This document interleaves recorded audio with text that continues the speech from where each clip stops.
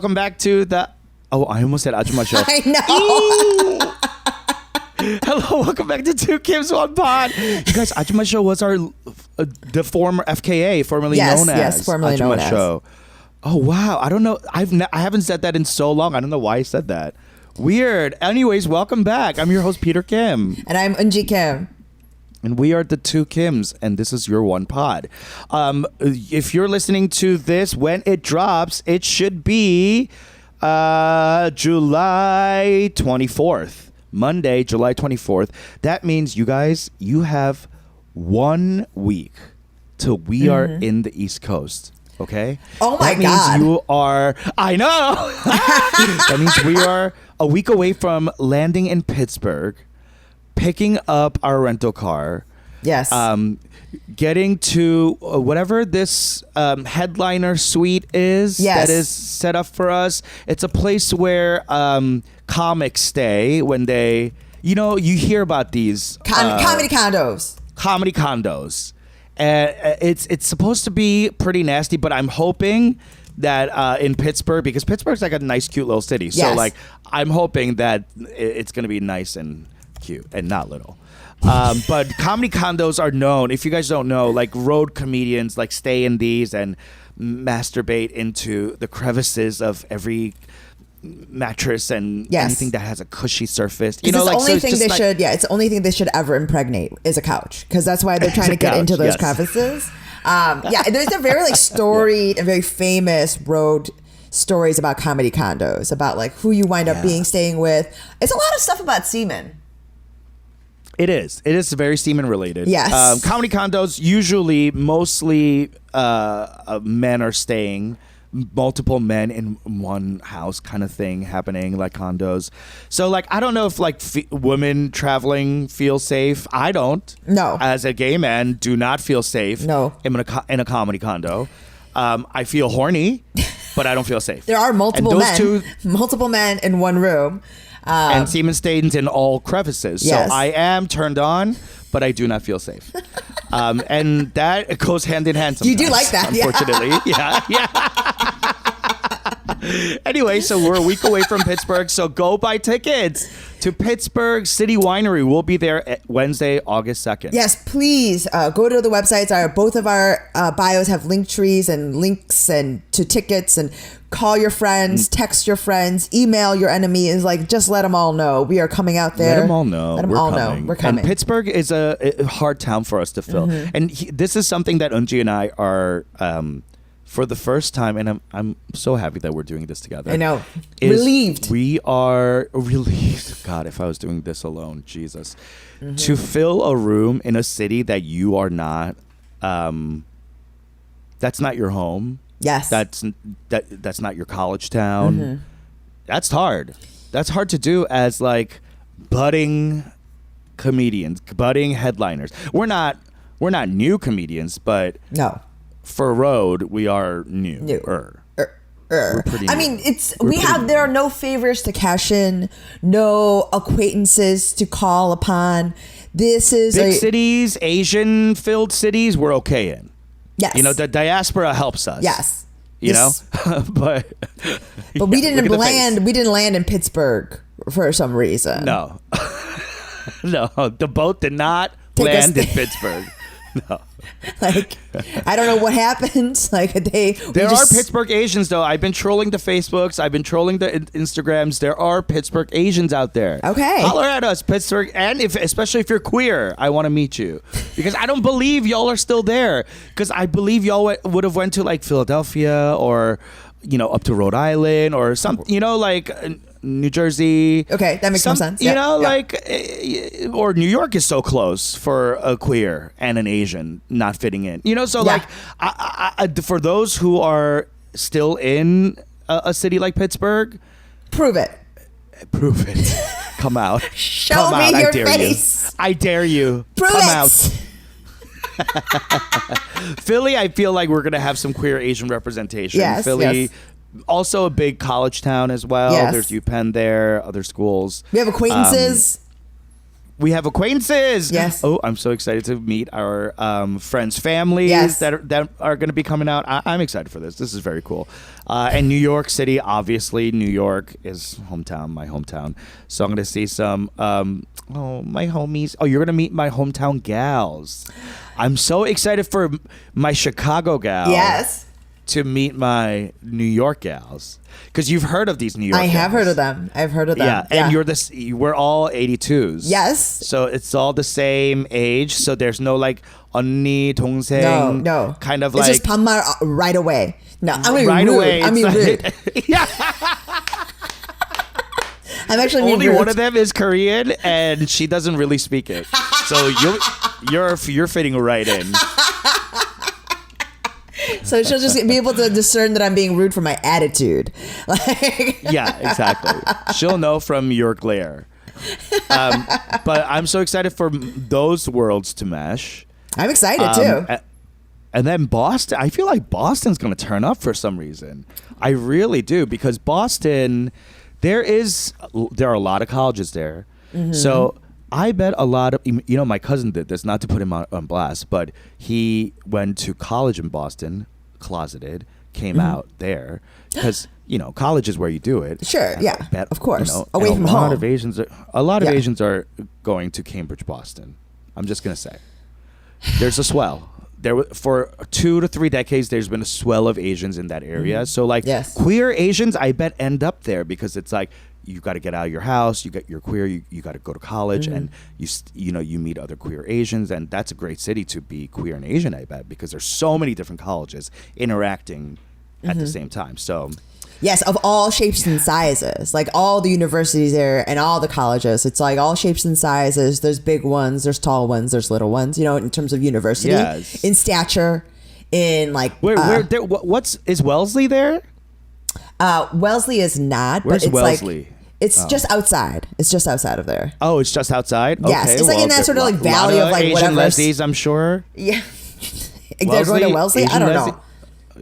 Yeah. You gotta be really well read Asian leslie to go to Wellesley.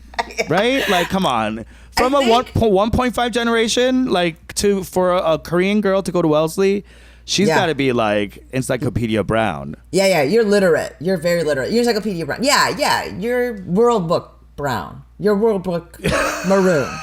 I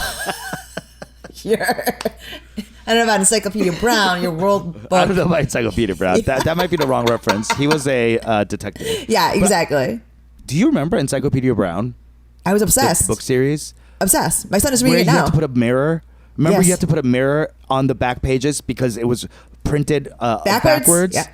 Oh my God. I thought that was genius. I mean, truly, just like when you're a kid, there's something deeply mysterious about adulthood and the world as a child. So the idea that like you'd be able to find or figure things out. I was very into spies. I was always Harriet the Spy. Me too. Harriet the Spy. Encyclopedia Brown. Like anyone that was finding stuff out.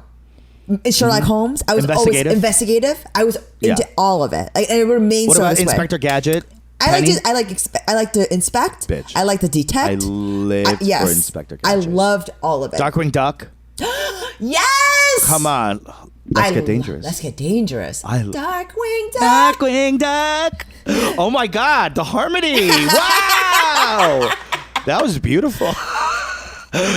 Should we sing on stage? Maybe we should sing. That is like some. Is this going to be a cabaret? That is the most Asian shit where you just like heard someone just go, ah, and you're like, should we sing? We should sing. No, I'm dying to sing. Can I tell you? There's been a singer inside of me since the day I was born. But I never, it's like one of those things like comedy, right? Like as a little gay Asian boy, like you never think like, I'm going to get a mic and just tell dick jokes, like, and make money doing it. Yeah. Like you don't dream that.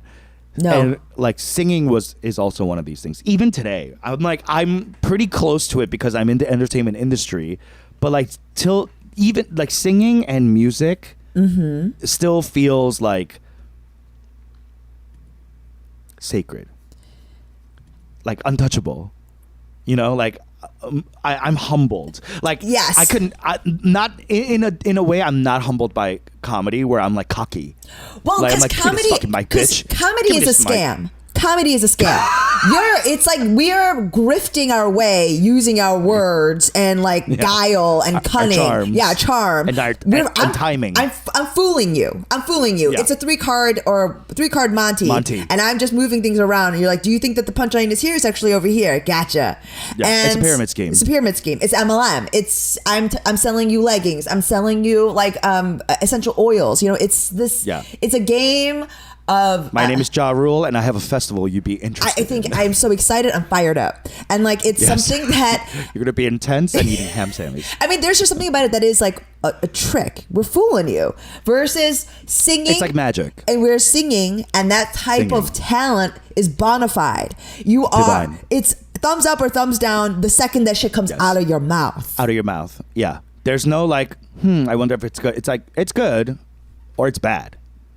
Yeah. And it's immediate. I agree. And I agree. So music is, I know, that's why like, even when I go like, shall we sing? I'm like, because like I want to because I like to. Mm-hmm. But it's almost like I shouldn't. Like, ooh. I mean, because it's you know what, we have an appropriate amount of deference and respect for it. We have respect. Music is magic. Yeah. You heard it here first, folks. Music is magic. Magic. Yeah. So, but wait. Speaking of music, I went to a concert last night. Oh, you were at Japanese Breakfast. I saw the Instagram story. Okay, first of all, where were you? Because this felt like it was like upstairs in a... Okay, where were you? I'm so happy you mentioned that and that we discussed it before the show. I was texting you and DMing you like, WTF, what the fuck is this? I'm so glad you brought it up. And then I brought it up. I was in the VIP section of Japanese Breakfast at the Salt Shed. It was incredible. Wow. Can I just tell you, I went up to... How many seats? It was for 3, for myself and 2 of my friends. No. The venue. Oh, over 4,000. It was at the at the Salt Shed, like a huge venue. Oh my God. 4,000. 4,000. So you can imagine it's a huge like industrial whatever. It's general admission, and then there's like where the hoi polloi are just like milling about, and the youngs are just writhing and gyrating together, bumping, grinding, and dancing, enjoying, and then hormones, whatever, like all loving life, living, loving, laughing. And then beyond that, there were like there's seated stadium seats that are very good seats. Okay. And then on the sides over here is like premium seating. There's like you can see towards the stage. It's like much closer as well. So there's that's along the side, and then where we were basically on the stage, but above. Yeah, it felt like you were like behind the stage. Exactly. Almost. Like we were kind of like looking out. And it was... Yeah, like you could see her back. Yes. But we could also see her front, which was... I mean, it's like, it was... Yeah. What's the word here? Like opera seats, like the box seats that are above, where you kind of are also seeing... It felt boxy. Box seats. Yep. And it was like we had an... You should have been wearing a little glove. Yeah. Thank you. Yeah. And we had a VIP pass that gave us access to all types of areas and zip codes. Areas, zip codes, like area codes and zip codes. We were going and being ushered through. We did not have to show my Ticketmaster link anywhere. We were waved through many sections. We went, so then there's a premium seat, and then keep going, and then to be reached like a velvet rope, bitch. There was a literal velvet rope, and there was a VIP section, and it was just God. There were couches there. It was mostly empty. You didn't have to stand with oh my God. It was mostly empty. No one else is there. Was there food? We had a table that was right up, and there was a waitress that came to us. Stop it. I won't stop. A dedicated server? I won't stop. And I'm sorry. Oh, but it was... God. Was this the most, like, VIP of VIP experiences you've ever experienced? Let me tell you something. As I stood there looking over the sea of people as the band Japanese Breakfast played, tears welled up because it felt like, you know, that moment where Alexander the Great looked out and he wept for there were no more lands to conquer. You have reached your peak. I mean, You were paramount. There was no VIP I literally looked at my friends and was like, I'm ruined for all other consequent experiences. This is why depression. This is why people are depressed. Yes, I'm like, I'm never going to be able to go back. It's like when you flew too close to the sun. I literally was in the rafters. I literally was up above. I mean, it was. I am ruined. And what's crazy is I felt this. And look at you back doing a fucking remote podcast with me. I'm telling you, humbling. It's humbling. That's why it's good because if I had consecutive nights of that kind of experience, I would be insufferable. You couldn't come back. I can come back, but I need to be humbled. That's why, like, after I did this like incredible show, like with several hundred people. Did that show, and then guess what? Next day, Monday night, doing a comic 10 minutes to literally 4 people. The next day. It's because. Ouch. 4 people. I mean, where is this? I would say 4. Was it open mic? No. It was a full, like, I was supposed to do headlining sets. We were supposed to do 20. And because there were literally 4 people. Well, actually, that's not fair. 3 people joined them. It was a group of 7. 7. How big's the venue? Tell me it's an 8-person venue. No. It was absolutely not. It was a 200-seat venue that they brought out into the bar because it was too sad. No. So we just did it at the bar. No. We did it at the bar, and then at a certain point, we like Peter. There were more people on the patio outside. They wouldn't come in. We asked them. They said my no. stomach was dropping into my fucking asshole. We asked them, and they said no because the weather was nice. They were like, "Hell no, we Chicago summer, bitch. Ain't no way we going inside." Wow. But I mean, you need to be humbled. Devastating. Devastating. It's like this is what keeps me moist. What keeps me ambitious. It's what keeps me hungry. You know, if I didn't, I would be. Yeah. If I didn't, I would be dry, brittle. You know, you get off on humiliation, and I get off on danger. Yes. We should call this tour the Humiliation and Danger Tour. Or Dangerous Humiliation Tour. Why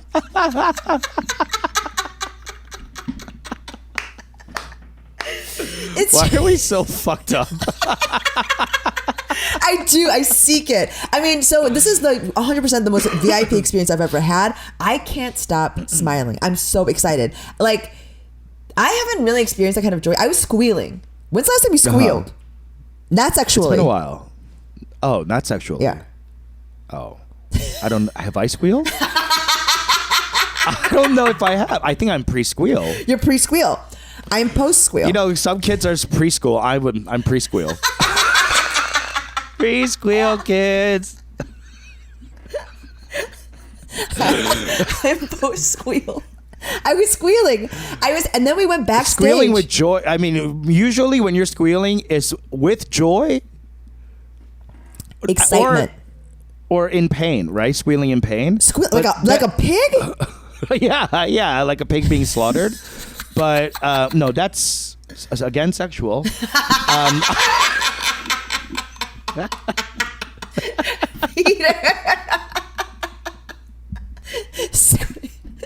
You call this squealing? You're squealing with joy.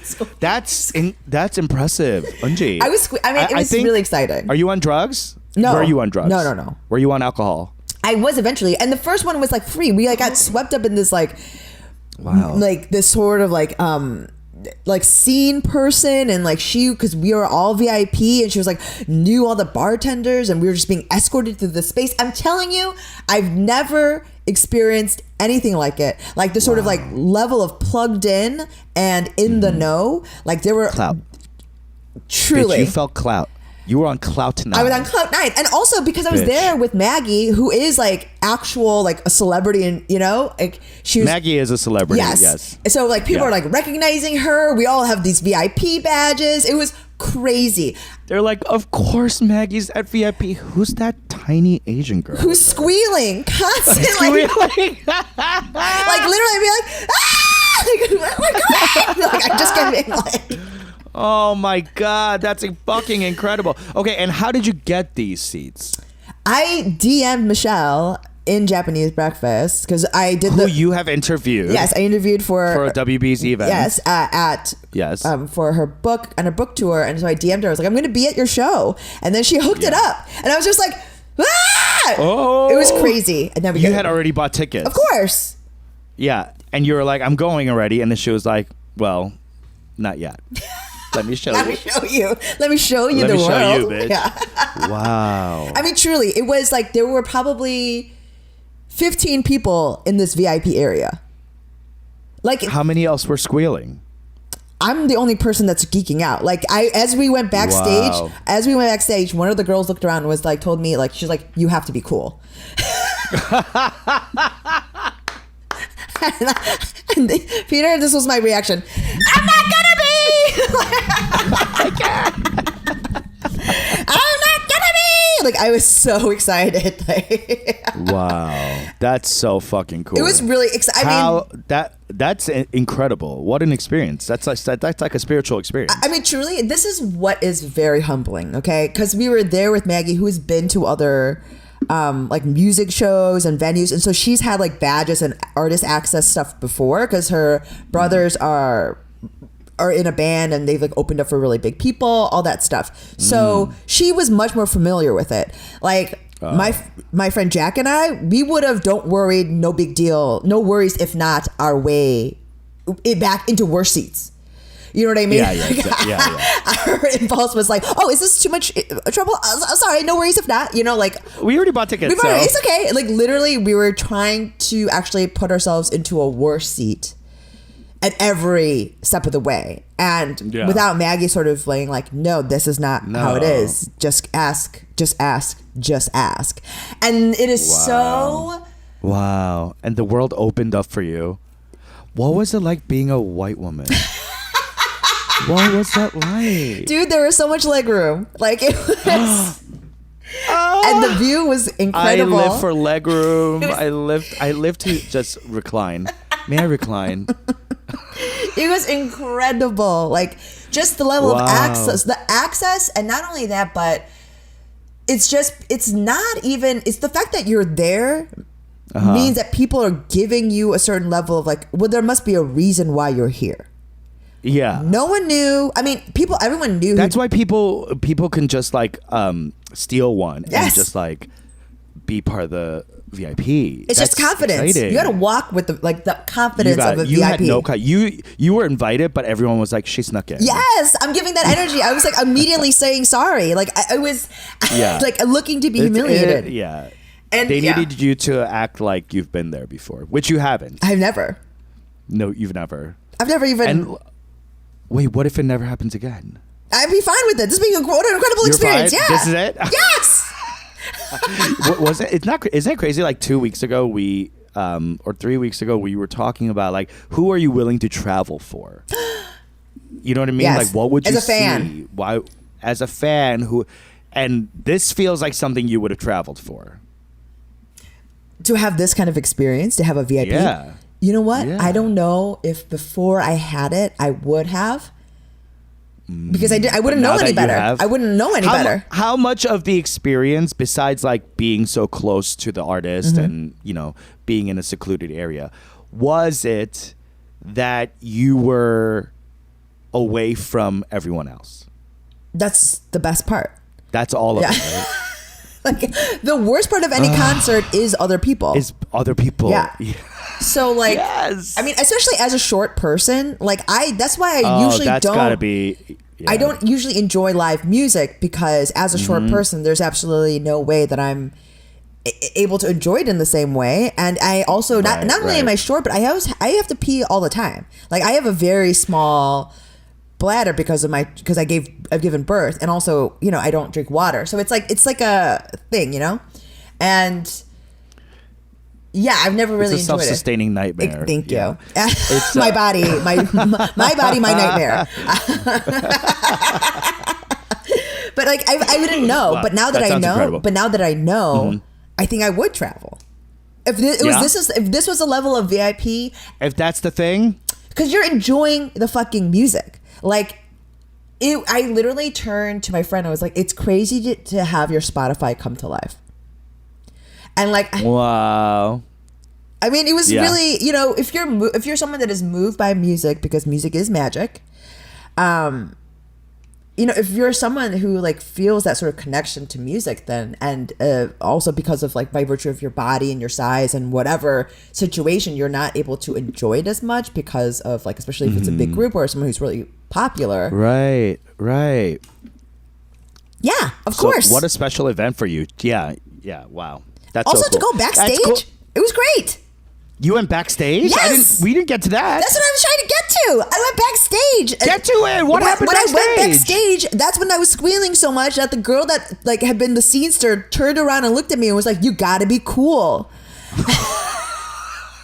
And then that was backstage, not in the VIP area. No, we were literally being escorted backstage behind doors that said authorized personnel only. Whoa. Okay. So you get backstage. Where does that take you? I've never been backstage. Me neither. I was like, it looked really like office building, but no, that's not true. I went backstage. Was this after the performance? Yes. Okay, I did go backstage once. In my entire life to a performance, and it was Trixie Mattel. Trixie, we're going to call you out again on this podcast. Please collaborate with us. Her. We love you. Please collaborate. I think you are one of the funniest. Hilarious. The funniest person currently. Timing wise, no one's faster, no one's clever. Anyway. No one is shaping an experience content wise the way that you are. I am in awe. Thank you so much for your service. Guess who was there? Katya. Out of drag. Just there to support. What a friend! Come on. Isn't that so beautiful? And that was like I was very like, I went with a friend, so I was very like, you know, I was very like cool and quiet. I did not like bother anyone. I was just like whatever, like just eating strawberries, you know. That's what I did too. I tried to stay really cool. Yeah. I tried to stay really cool, and I took 2 Portillo's hot dogs, and then we left.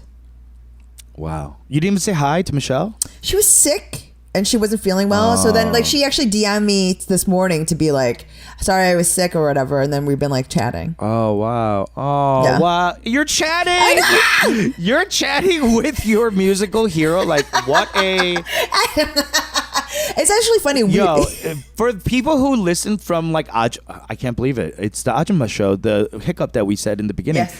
The people who have been listening from Ajumma show days, Michelle Donner and Japanese Breakfast was a early kick-ass Korean that Eunji brought in. And I learned about Japanese Breakfast through Eunji. I think this was like 2017 or something like that. But anyway, to see this happen, for you to bring her in as a kick-ass Korean, and then for you to be DMing with her and being like, sorry, I was sick yesterday at my concert that you got to be backstage at.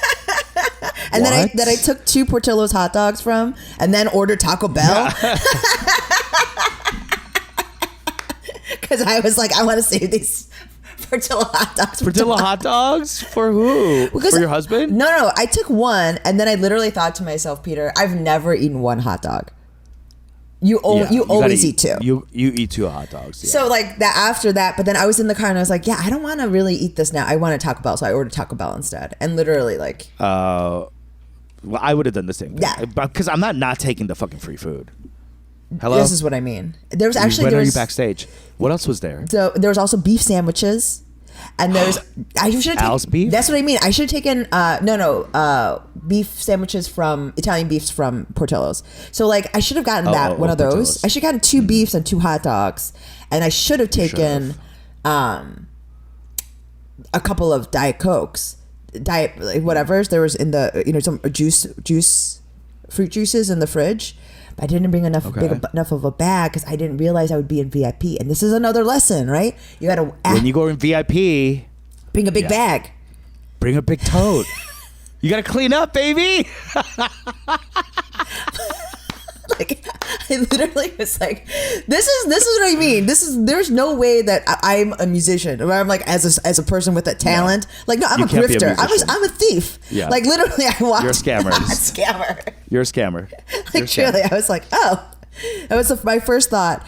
But yeah, it was very fun, and I truly do understand this. Like, I felt like what, as I'm talking to you, it is like this sort of metaphorical lesson in like how to fake it till you make it sort of stuff. Like assume and pretend like you belong up like in a place, and people will not question it. It's bizarre. Yeah. Like it is a lesson in faking until you make it. Oh, I gotta tell you about my fucking new neighbor. Okay, so my neighbors across the street. Have you ever lived in a situation where you can't be your best Karen? What do you mean? Like, I'm in a situation where I want to just Karen the fuck out and call the police every day, because the neighbors across the street, they're like a few months in. Okay. They are clearly a trap house. What do you mean? You know what this is? Like a musical house? It's called a trap house. Like trap music? No, trap music comes from trap houses. Okay. Trap houses being like sex, drug houses. Oh, yes. You think it's a trap house? What are they making? You think it's meth? I know. Okay. I think it's meth. Okay. Because if it's the other one, fentanyl, I don't think you're playing music this loud. The music is fucking insane. And here's what. I'm not like a fucking old conservative chode. I love music. Yes. We're talking about music. Music is magic. Yes. Okay? That's the third time we said that. And okay. okay, 3 is a magical number. So okay. Celine Dion, I guess, is going to be a guest on our next show. And so I wouldn't mind if they're blasting great music, but I think the person who is, I think it's the wife of the main dude in there. She likes to listen to like super loud 90s pop. Give me an example. And, like, what are you talking about? Dream? Like,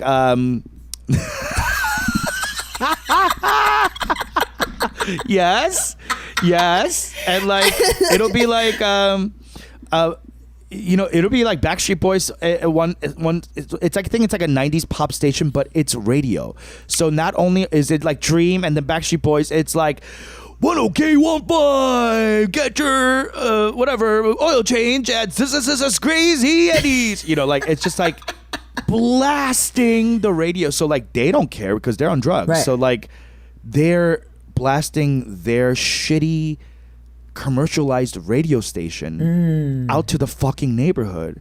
And not only that, the wife is constantly hitting him in the street. Abuse? Abuse. What do you mean? I have never seen this before. She calls him a stupid motherfucker and like punches him in the face. And he, I would never advocate domestic violence, but he does not hit back. Yes. Okay. Boards do not hit back. I just watched Enter's Dragon again. But he doesn't hit her back. He just kind of like takes it and pushes her. Yeah. And she's screaming at him about some kind of infidelity. Yes. And it's always the same cycle. And then there's like new girls coming in and getting into fights and screaming, loud music. There's a lot of screaming. Okay, can I just say this house sounds like our tour. Humiliating and dangerous. Get your tickets August 2nd. No. I mean, like truly, like he's into the humiliation, and it's like very dangerous. Yes, very dangerous. Yeah. I think he is into the humiliation of it all. And one time, like I got so like upset at how noisy it is. You know, like you know me. I'm very for a loud person. I'm very noise sensitive. So I sometimes feel like that guy from Something About Mary. It's true. I know. You know what I'm talking about? Like, what does he say? Like, hot dogs and peas or something like that. Like, something about hot dogs. You know Something About Mary? You know the guy Something About Mary where like he's always wearing headphones because. Yeah, because I have not thought about that movie in such a long time. Yes, because he's like atypical, and so he can't handle. Yes, okay, yes, he can't handle like loud sounds or whatever, so he always has that on. And so he's screaming. Yeah, he freaks out. Anyway, that's by the way, like. that. I wish like there was an image that popped up of that guy, so you can understand what Peter thinks he's like. Like, no, not look wise, we don't look the same. No, I know, but like the sensitivity to noise. Sensitivity. I am very sensitive to noise. Where like I get very like upset, and it's not even anxiety. Like it drives me to rage. Yeah, you know, like I'm very like it's very sensitive. And I don't know if that's a neurodivergent thing or whatever, but you know, I have been saying on this podcast that I do think I have a little bit of that, but the noise is just too much. Wait, what happens when you hear yourself in your headphones? In my headphones? Yeah, when you hear yourself. That I'm fine with, because I'm not screaming. Am I screaming?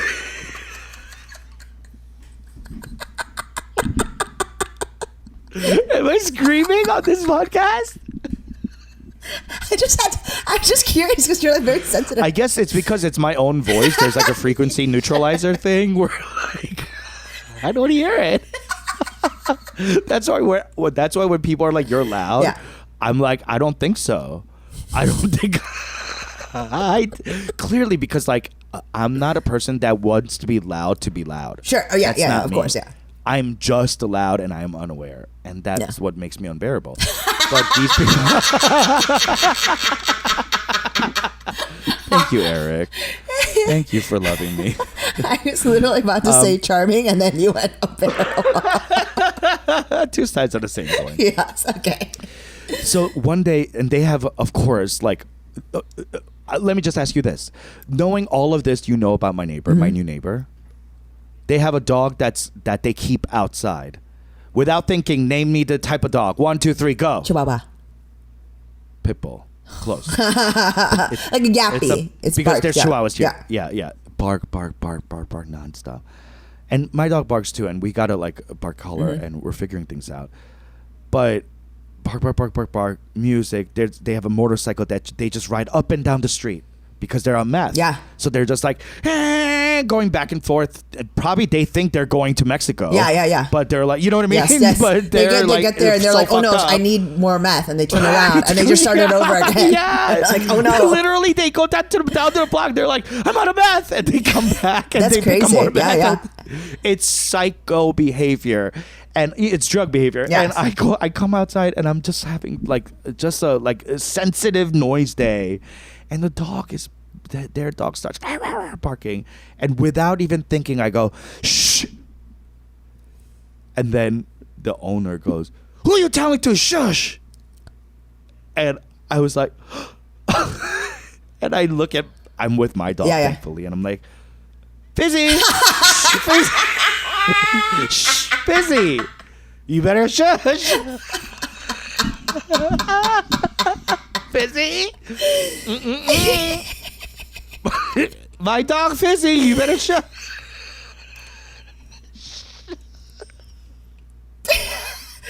This shush over there? No. I respect. No. Oh, what? Do you even have a dog? I thought that was a cat. Wait, can I ask? Are you close to any of your other neighbors? Because I've had bad. One neighbor to the left. And have you guys talked about it? Yes, and she goes, "Don't get involved." Because it's a very gang-heavy street. They have sneakers tied to the the wires. You know, I get it. I'm from Flushing. Yeah. You know, that's why. Like, I don't mind being in a rough and tough neighborhood. Sure. Like, I can roll with it. I mind my own business. The noise is tough. But the noise. The noise is tough. Noise. I mean, the thing is, like, what? So I had a neighbor like this. I can't call 911 or 611 or where the fuck, because they're gonna know it's the two fucking gays, the non-Mexicans in the neighborhood. You know, like, they're gonna know it's us. So I'm like doubling backwards, trying to be like a good neighbor and just like, no snitches, no snitching. Yes, bitch. I'm not trying to get stitches. Okay, so let me tell you, I've had an experience like this. I lived next to a situation very similar to this, except it was across the alley because it's Chicago, and it was the same situation except instead of 90s R&B, it was only like. What is it when they come on to like train, like mariachi music? It was very loud mariachi music. All horns, a lot of brass, all different types. I'm telling you, I have a PhD in this type of music. It is seared into my mind.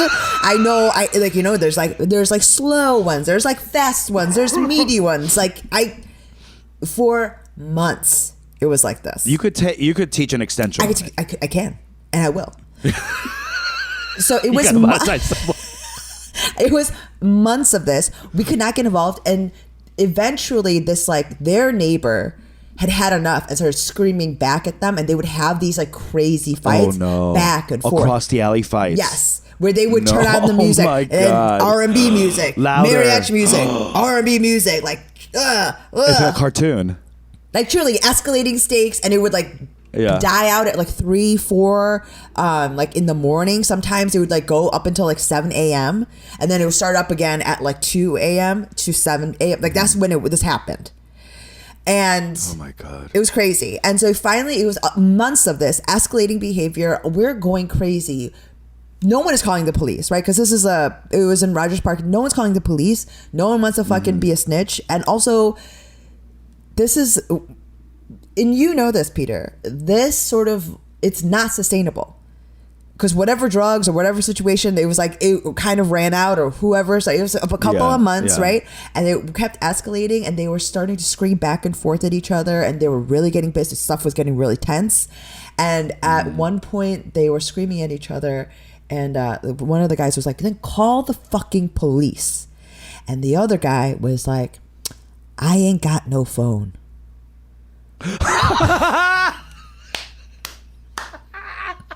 So, and then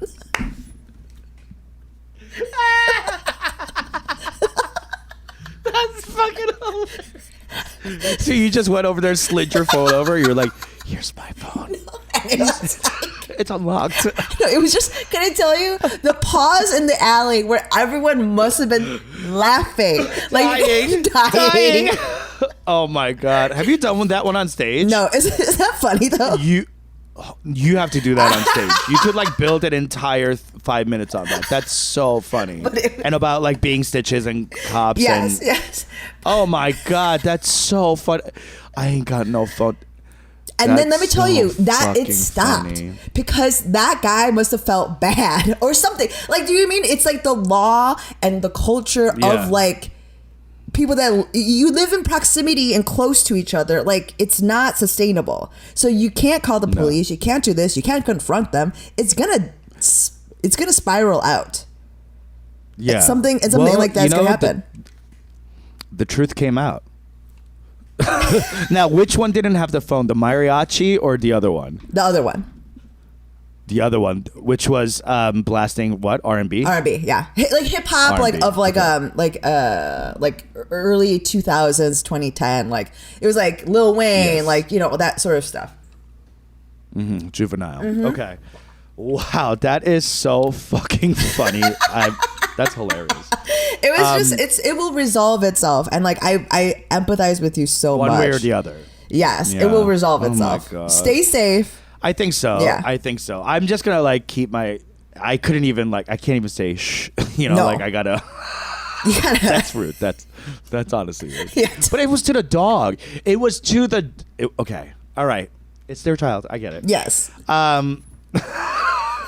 Before we go, I need your take on something. Okay. This is another kind of like social conundrum, if you will, that I'm dealing with. Not dealing with, but have dealt with. I was invited to a queer game night. Okay. By a friend, and she didn't mention like anything else except this is gonna be a queer game night. Okay. And I was like, okay, my boyfriend will come. We're queer. Let's go. We get there, and the host, they are 2 queer black women. Okay. We get there, and it's an entire party of queer black women. Okay, so you guys were the tokens. We were the only non-queer black women. Okay. We were the only non-female presenting and non-black. Yes.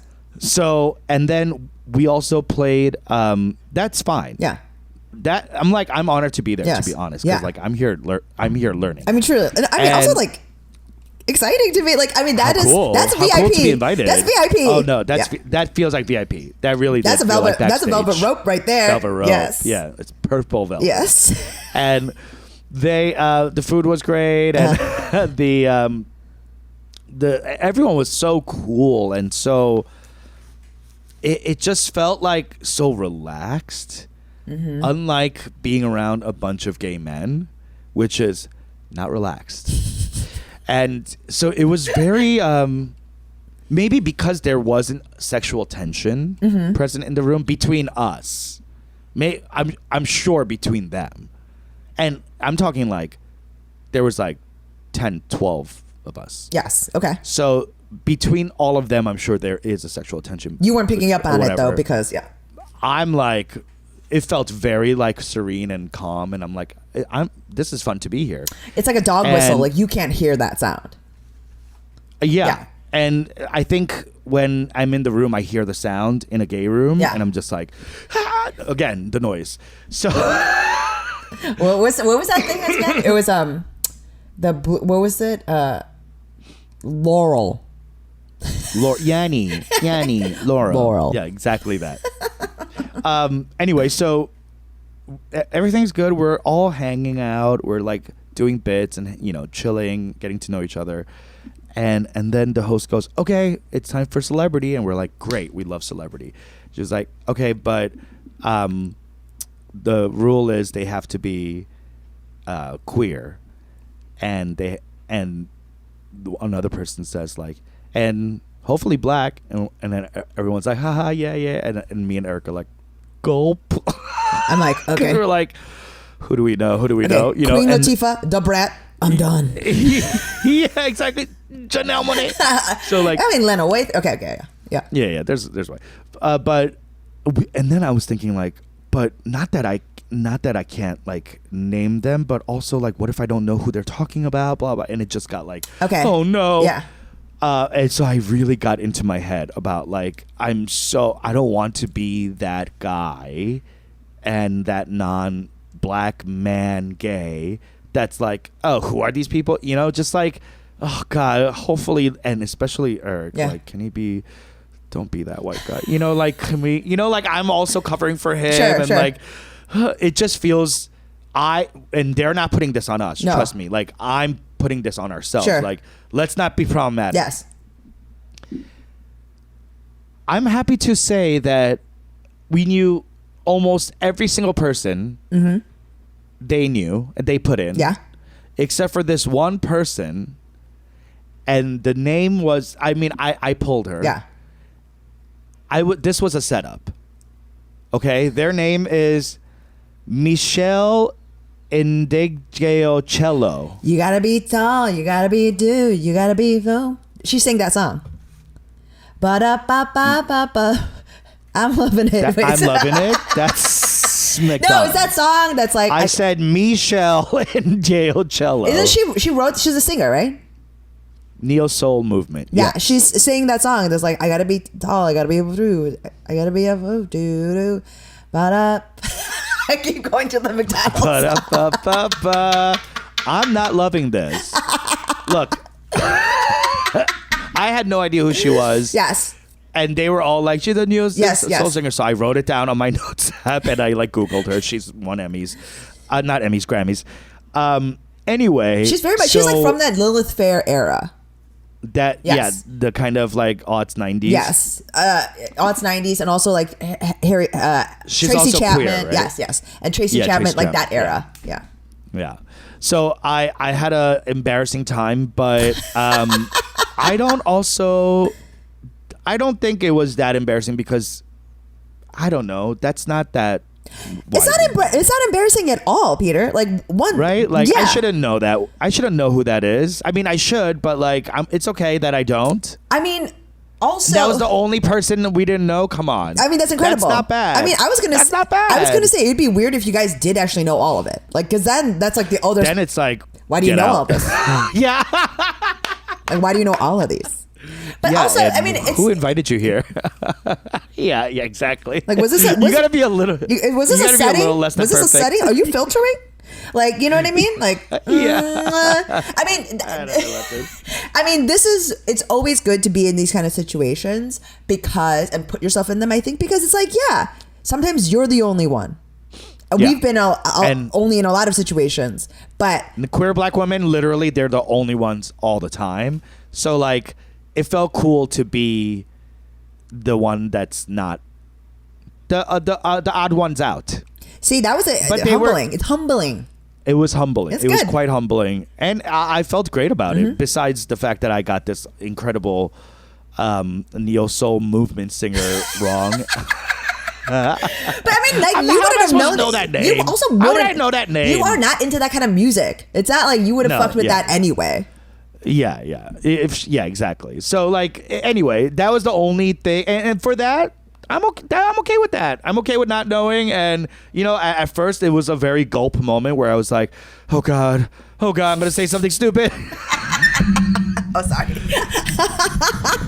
I did make one joke that I did make one joke where they were all like talking about 23andMe and the DNA yeah. Okay, yeah. Who did it and who didn't. Okay. And they, you know, like, you know, you've heard about these stories of 23andMe, and then all of a sudden, like, a half brother showing up and being like, hey, I did it too, and now we're brothers or whatever. Yes. So they were like sharing these kind of stories. I don't like that. I don't want people to like know where I am. Yeah, I don't know where my dad was. Yeah, exactly.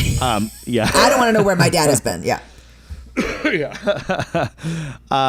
Anyway, so they were all talking about it, and one girl was like, oh, I did it, and it turns out that like I was blah blah blah, I was less black than I thought, or like I had more like Portuguese in me or whatever.